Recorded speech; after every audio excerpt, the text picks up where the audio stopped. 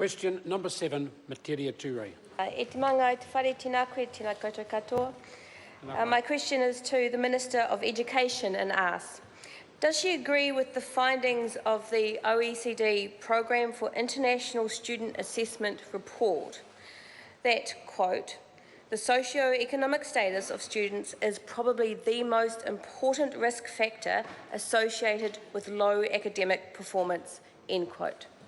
The Honourable Nikki Kay. Mr Speaker, on behalf of the Minister of Education, the Government is pleased with this report as it reinforces the general approach that there are a range of risk factors involved in student achievement to help our most vulnerable students.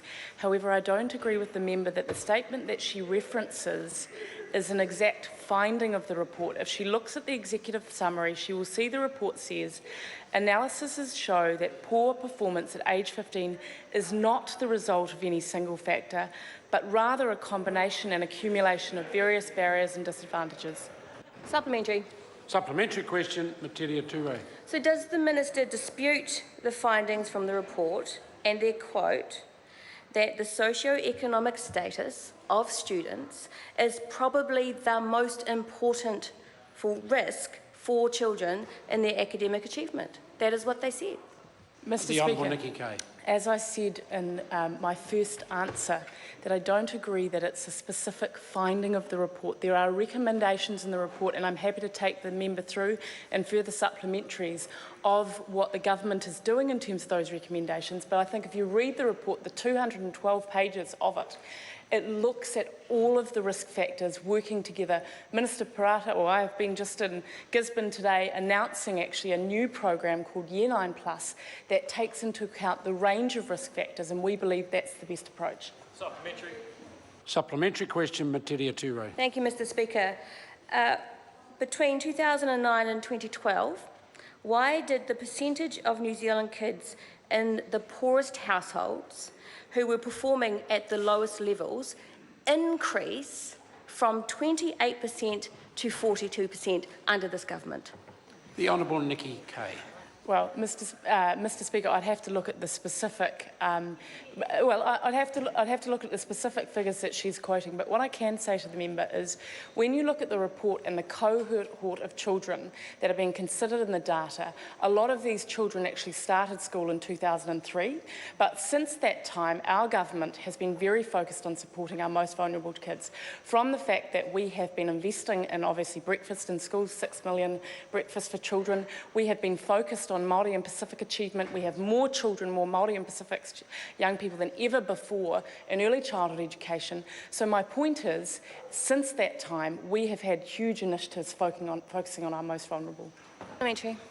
Supplementary question, Metiria Turei. Thank you, Mr Speaker. Given that the report shows that most other OECD countries have managed to break the link between socio-economic background and educational achievement, why has the Minister and this government failed to do so for New Zealand kids? The Honourable Nikki Kay. I don't agree with the statement that the member has just made. In fact, there is a statement in the report, I'll get her the quote after the House if she likes, where it says it's very important to acknowledge there is real diversity in each of the different nations that are being compared.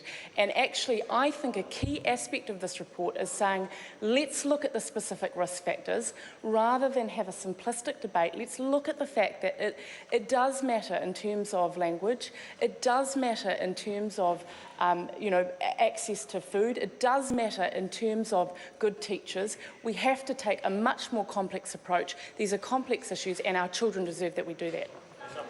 Supplementary question, David Seymour.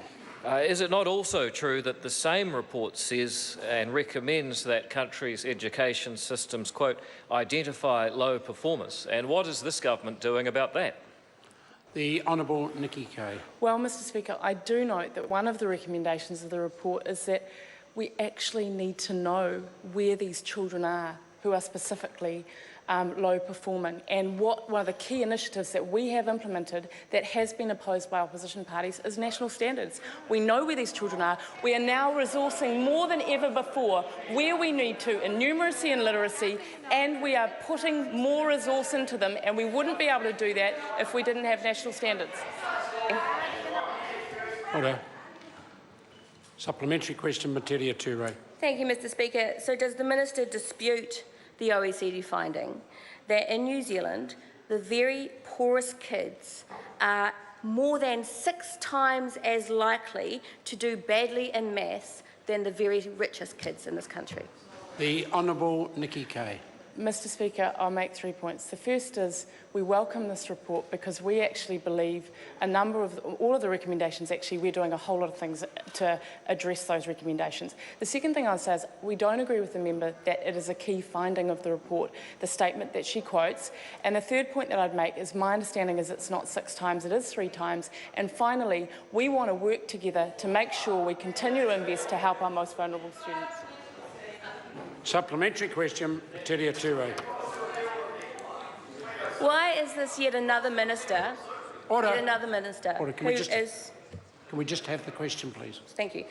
Who is choosing to override the very clear evidence that poverty-related effects on children means that they are failing to perform as expected. Those poverty-related effects are things like cold, damp homes and not having enough food and insecure housing. Now the question is going on for too long.